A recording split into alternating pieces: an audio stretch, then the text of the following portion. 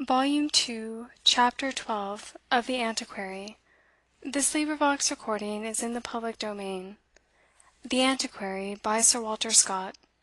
Chapter 12. Remorse. She near forsakes us. A bloodhound staunch, she tracks our rapid step through the wild labyrinth of youthful frenzy, unheard, perchance, until old age hath tamed us then in our lair, when time hath chilled our joints, and maimed our hope of combat or of flight, we hear her deep-mouthed bay, announcing all of wrath, and woe, and punishment that bides us. Old Play.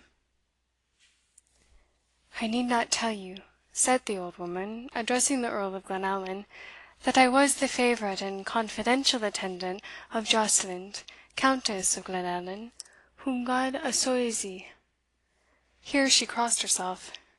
"And I think, father, you may not have forgotten that I shared her regard for mony years. I returned it by the most sincere attachment, but I fell into disgrace frae a trifling act of disobedience, reported to your mother by ane that thought, and she wasna wrang, that I was a spy upon her actions and yours." "I charge thee, woman," said the Earl, in a voice trembling with passion, "name not her name in my hearing."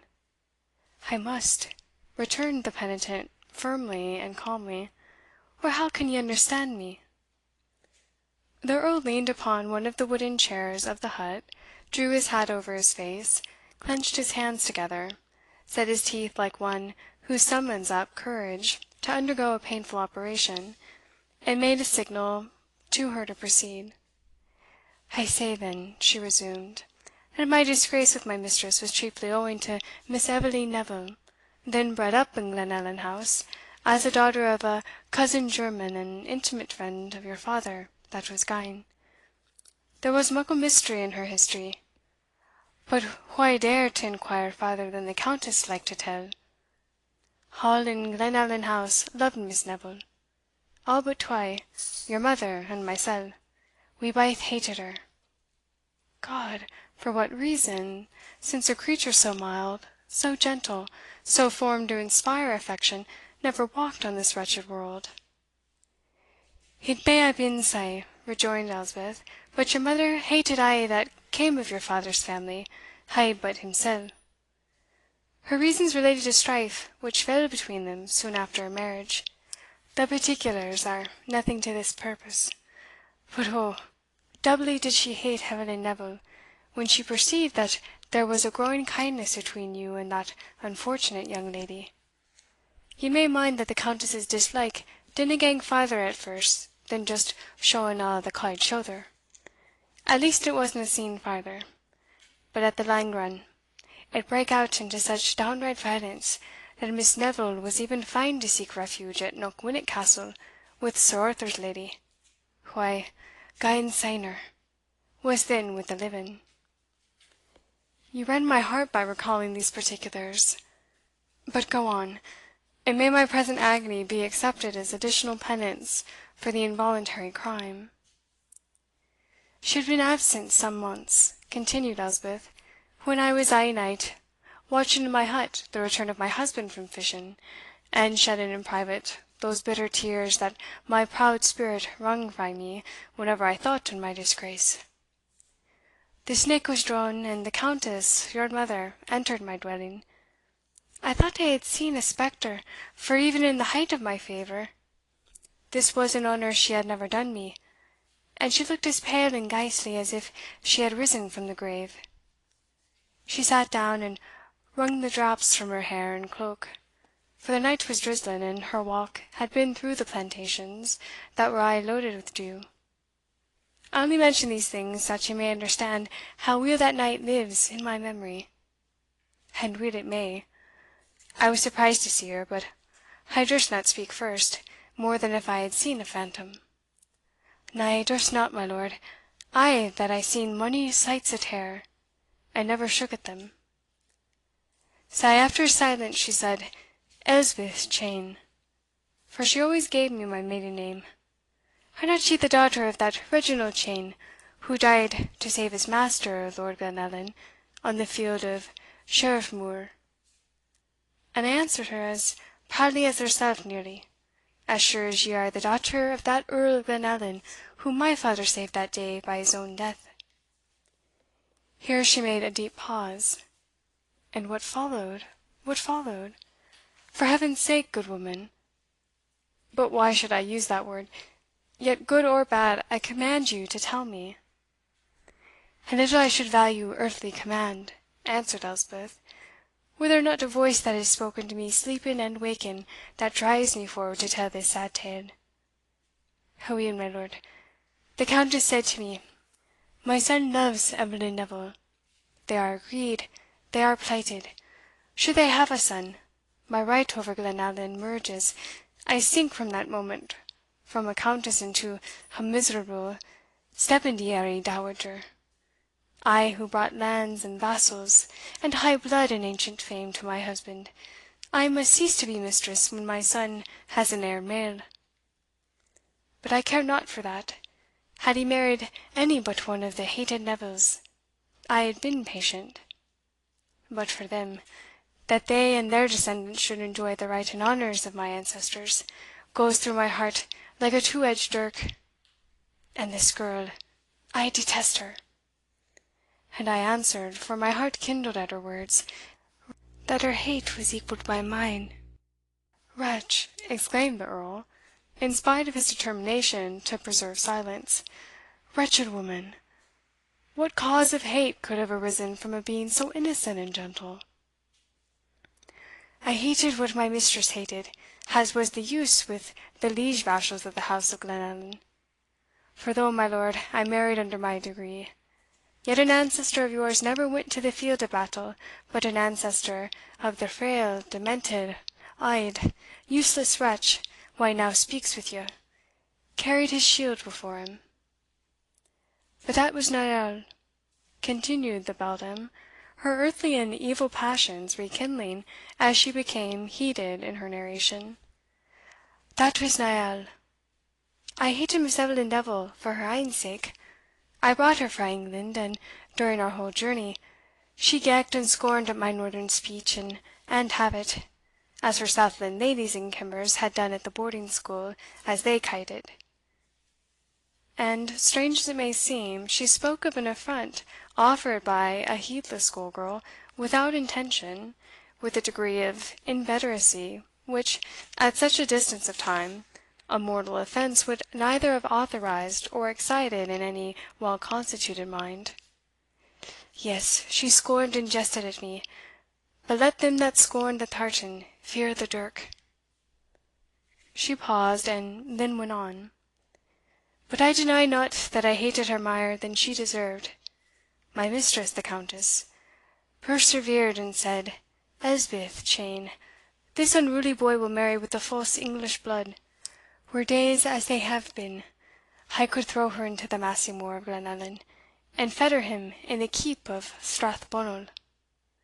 Reader's note: Massa Mora, an ancient name for a dungeon, derived from the Moorish language, perhaps as far back as the time of the Crusades. But these times were past, and the authority which the nobles of the land should exercise is delegated to quibbling lawyers and their baser dependants. Hear me, Elspeth Cheyne. If you are your father's daughter, as I am mine, I will find means that they shall not marry. She walks often to that cliff that overhangs your dwelling to look for a lover's boat. You may remember the pleasure ye then took on the sea, my lord. Let him find her 40 fathom lower than he expects. Yes, ye may stare and frown and clench your hand, but, as sure as I am to face the only being I ever feared, and, oh that I had feared him mair! These were your mother's words. What avails it to me to lie to you? But I wouldna consent to stain my hand with blood. Then she said, By the religion of our holy church, they are ower sib together. But I expect nothing but that both will become heretics as well as disobedient reprobates. That was her addition to that argument. And then, as the fiend is ever ower busy with brains like mine, that are settled beyond their use and station. I was unhappily permitted to add, but they might be brought to think themselves sae sib as no Christian law will permit their wedlock." Here the Earl of Glenallan echoed her words with a shriek so piercing as almost to rend the roof of the cottage. "Ah, then Eveline Neville was not the "The daughter, you would say, of your father," continued Elspeth. "No, be it a torment or be it a comfort to you, ken the truth, she was nae mair daughter of your father's house than I am." "Woman, deceive me not make me not curse the memory of the parent I have so lately laid in the grave, for sharing in a plot the most cruel, the most infernal Bethink ye, my Lord Geraldin, ere ye curse the memory of the parent that's gane, is there none of the blood of Glenallan living, whose faults have led to this dreadful catastrophe?" "Mean you my brother? He too is gone?" said the Earl. "No," replied the sibyl, "I mean yourself, Lord Geraldin. Had you not transgressed the obedience of a son by wedding Eveline Neville in secret while a guest at Knockwinnock, our plot might have separated you for a time, but would have left at least your sorrows without remorse to canker them. But your ain conduct had put poison in the weapon that we threw, and it pierced you with the mair force because ye cam rushing to meet it.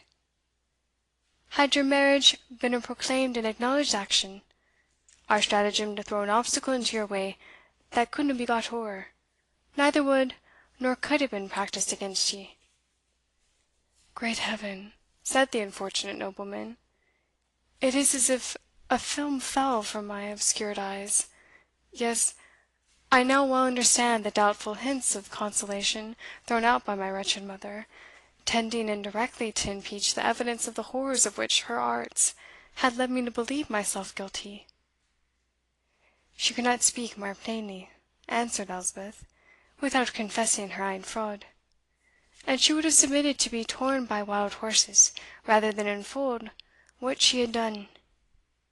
And if she had still lived, so would I for her sake.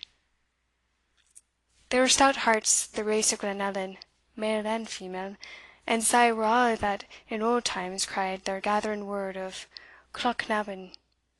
They stood shoulder to shoulder. Nae man parted frae his chief for love of gold or of gain, or of right or of wrong. The times are changed, I hear, now." The unfortunate nobleman was too much wrapped up in his own confused and distracted reflections to notice the rude expressions of savage fidelity, in which, even in the latest ebb of life, the unhappy author of his misfortunes seemed to find a stern and stubborn source of consolation. "Great Heaven!" he exclaimed, "I am then free from a guilt the most horrible with which man can be stained, and the sense of which, however involuntary, has wrecked my peace, destroyed my health, and bowed me down to an untimely grave. Accept," he fervently uttered, lifting his eyes upwards, "accept my humble thanks. If I live miserable, at least I shall not die stained with that unnatural guilt. And thou, proceed if thou hast more to tell proceed while thou hast voice to speak it, and I have powers to listen." "Yes," answered the beldam, "the hour when you shall hear and I shall speak is indeed passing rapidly away. Death has crossed your brow with his finger, and I find his grasp turning every day colder at my heart. Interrupt me no more with exclamations and groans and accusations, but hear my tale to an end, and then, if ye be indeed sic a Lord of Glenallan as I hae heard of in my day, make your merrymen gather the thorn, and the brier, and the green hollin, till they heap them as high as the house riggin, and burn, burn, burn, the auld witch Elspeth, and a' that can put ye in mind that sic a creature ever crawled upon the land." "Go on," said the Earl, "go on. I will not again interrupt you." He spoke in a half suffocated yet determined voice, resolved that no irritability on his part should deprive him of this opportunity of acquiring proofs of the wonderful tale he then heard. But Elspeth had become exhausted by a continuous narration of such unusual length. The subsequent part of her story was more broken, and though still distinctly intelligible in most parts, had no longer the lucid conciseness which the first part of her narrative had displayed to such an astonishing degree. Lord Glenallan found it necessary, when she had made some attempts to continue her narrative without success, to prompt her memory by demanding, what proofs she could propose to bring of the truth of a narrative so different from that which she had originally told. "The evidence," she replied, "of Eveline Neville's real birth was in the Countess's possession, with reasons for its being for some time kept private. They may yet be found, if she has not destroyed them, in the left-hand drawer of the ebony cabinet that stood in the dressing-room. These she meant to suppress for the time, until you went abroad again, when she trusted, before your return, to send Miss Neville back to her ain country, or to get her settled in marriage. But did you not show me letters of my father's, which seemed to me, unless my senses altogether failed me in that horrible moment, to avow his relationship to the unhappy?" "We did, and, with my testimony, how could you doubt the fact, or her either? But we suppressed the true explanation of these letters, and that was, that your father thought it right the young lady should pass for his daughter for a while, on account of some family reasons that were amang them." "But wherefore, when you learned our union, was this dreadful artifice persisted in?" "It wasna," she replied, "till Lady Glenallan had communicated this fause tale, that she suspected ye had actually made a marriage, nor even then did you avow it sae as to satisfy her, whether the ceremony had in verity passed atween ye or no. But ye remember oh, ye canna but remember weel what passed in that awful meeting." "Woman, you swore upon the Gospels to the fact which you now disavow."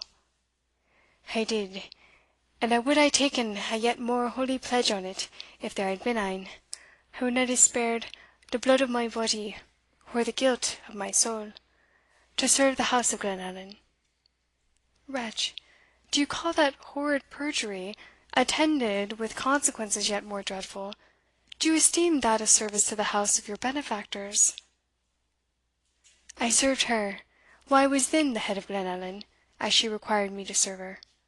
The cause was between God and her conscience, the manner between God and mine. She is gane to her account, and I maun follow. Have I told you a'?" "No," answered Lord Glenallan, "you have yet more to tell. You have to tell me of the death of the angel whom your perjury drove to despair, stained, as she thought herself, with a crime so horrible. Speak truth. Was that dreadful, was that horrible incident" he could scarcely articulate the words "was it as reported, or was it an act of yet further, though not more atrocious cruelty, inflicted by others?" "I understand ye," said Elspeth, "but report spoke truth. Our false witness was indeed the cause, but the deed was her ain distracted act. On that fearful disclosure, when ye rushed frae the Countess's presence and saddled your horse, and left the castle like a fire flaught, the Countess hadna yet discovered your private marriage. She hadna found out that the union, which she had framed this awful tale to prevent, had e'en taken place. Ye fled from the house as if the fire of heaven was about to fie upon it, and Miss Neville, atween reason and the want o't, was put under seward. But the ward sleepit, and the prisoner waked, the window was open, the way was before her, there was the cliff, and there was the sea. Oh, when will I forget that?" "And thus died," said the Earl, "even so as was reported?" "No, my lord. I had gane out to the cove, the tide was in, and it flowed, as ye'll remember, to the foot of that cliff. It was a great convenience that for my husband's trade. Where am I wandering? I saw a white object dart frae the tap of the cliff like a sea maw through the mist, and then a heavy flash and sparkle of the water showed me it was a human creature that had fa'en into the waves. I was bold and strong, and familiar with the tide. I rushed in and grasped her gown, and drew her out and carried her on my shoulders. I could hae carried twa sic then, carried her to my hut, and laid her on my bed.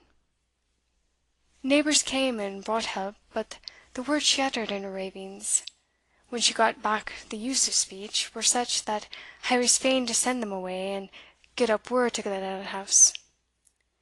The Countess sent down her Spanish servant, Teresa. If ever there was a fiend on earth in human form, that woman was ane. She and I were to watch the unhappy lady, and let no other person approach. God knows what Teresa's part was to hae been. She told it not to me, but Heaven took the conclusion in its ain hand. The poor lady, she took the pangs of travail before her time, bore a male child, and died in the arms of me, of her mortal enemy. Ay, ye may weep. She was a sightly creature to see to. But think ye, if I didna mourn her then, that I can mourn her now? Na, na, I left Teresa with the dead corpse and new-born babe, till I gaed up to take the Countess's commands what was to be done. Late as it was, I ca'd her up, and she garred me ca' up your brother." "My brother?" "Yes, Lord Geraldin, e'en your brother, that some said she aye wished to be your heir. At ony rate, he was the person maist concerned in the succession and inheritance of the house of Glenallan." "And is it possible to believe then that my brother, out of avarice to grasp at my inheritance, would lend himself to such a base and dreadful stratagem?" "Your mother believed it," said the old beldam, with a fiendish laugh. "It was nae plot of my making. But what they did or said I will not say, because I did not hear. Lying inside they consulted in the black wainscot dressing room, and when your brother passed through the room where I was waiting, it seemed to me, and I have often thought sae since syne, that the fire of hell was in his cheek and een. But he had left some of it with his mother, at ony rate. She entered the room like a woman demented, and the first words she spoke were, 'Elspeth Cheyne, did you ever pull a new budded flower?' I answered, as ye may believe, that I often had. Then said she, 'You will ken the better how to blight the spurious and heretical blossom that has sprung forth this night to disgrace my mother's noble house. See here,' and she gave me a golden bodkin. 'Nothing but gold must shed the blood of Glenallan. This child is already as one of the dead, and since thou and Teresa alone ken that it lives, let it be dealt upon as ye will answer to me.' And she turned away in her fury, and left me with the bodkin in my hand. Here it is. That and the ring of Miss Neville are a' I have preserved of my ill gotten gear, for muckle was the gear I got, and weel I keep it the secret, but no for the gowd or gear either." Her long and bony hand held out to Lord Glenallan a gold bodkin, down which in fancy he saw the blood of his infant trickling. "Wretch, had you the heart? I kenna if I could hae had it or no.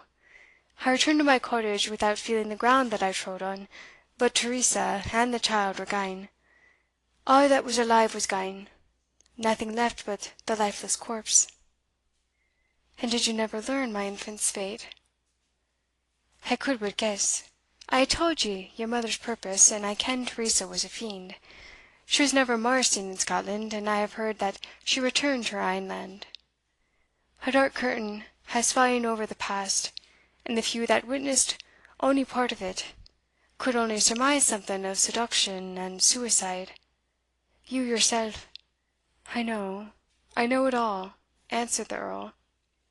"Ye indeed know all that I can say, and now, heir Glenallan, can ye forgive me?"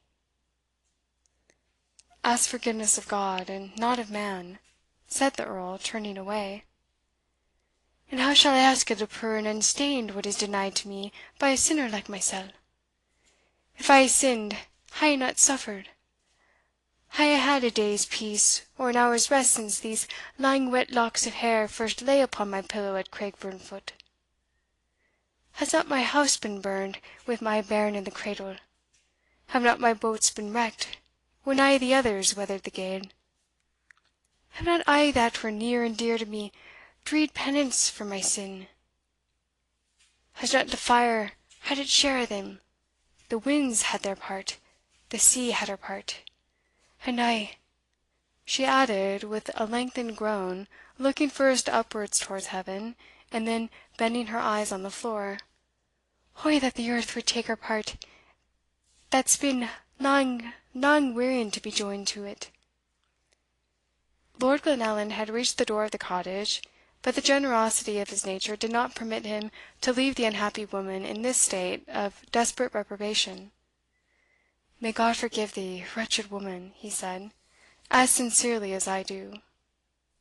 Turn for mercy to him who can alone grant mercy, and may your prayers be heard as if they were mine own. I will send a religious man." "Na, na, nae priest, nae priest!" she ejaculated, and the door of the cottage, opening as she spoke, prevented her from proceeding. CHAPTER 12.